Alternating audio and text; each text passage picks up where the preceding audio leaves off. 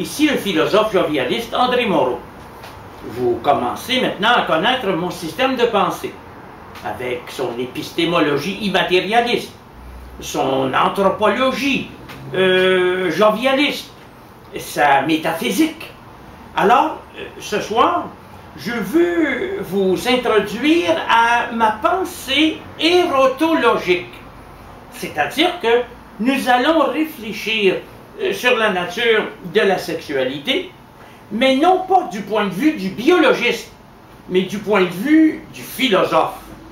C'est-à-dire en montrant que la sexualité, qu'on attribue généralement aux fonctions biologiques de l'homme et de la femme, est beaucoup plus.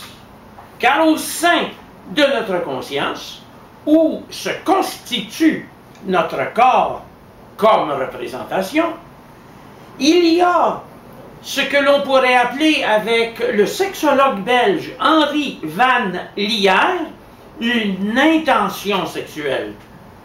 De quelle nature est cette intention? Vous devinez bien qu'il ne s'agit pas d'une intention pratique, comme quand on dit « j'ai l'intention de faire telle chose ».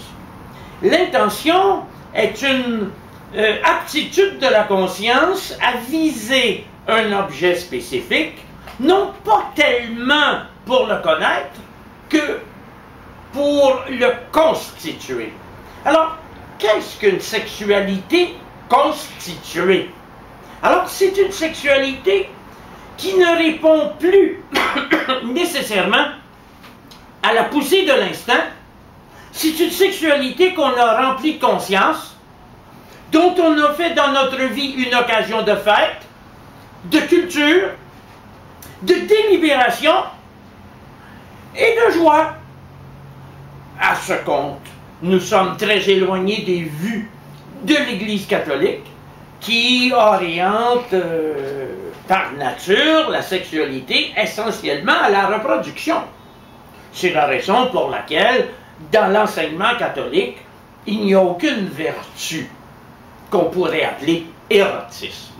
Et pourtant, l'érotisme a été de tout temps, depuis 5000 ans, je dirais, un facteur de civilisation.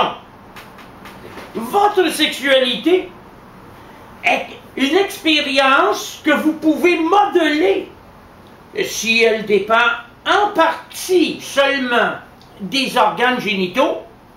Elle est surtout liée à notre capacité de volupté.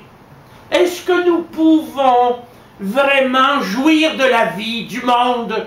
Est-ce que nous avons les moyens intérieurs de transformer une expérience fonctionnelle mécanique en une conscience de fête ouverte, en pleine expansion? C'est la réalité, c'est en réalité la raison pour laquelle je définis la sexualité comme une croissance, comme une force de communication. La sexualité est un média. Et comme elle se développe à des niveaux divers, dont le niveau biologique n'est qu'un de ces niveaux, elle a, lorsqu'on en fait l'objet d'un investissement éthique, une, comment pourrait-on dire, une aptitude intussusceptive. C'est-à-dire qu'elle nous fait grandir, elle nous fait croître, elle nous ouvre de nouveaux horizons. Elle libère notre imagination. Elle nous donne à penser.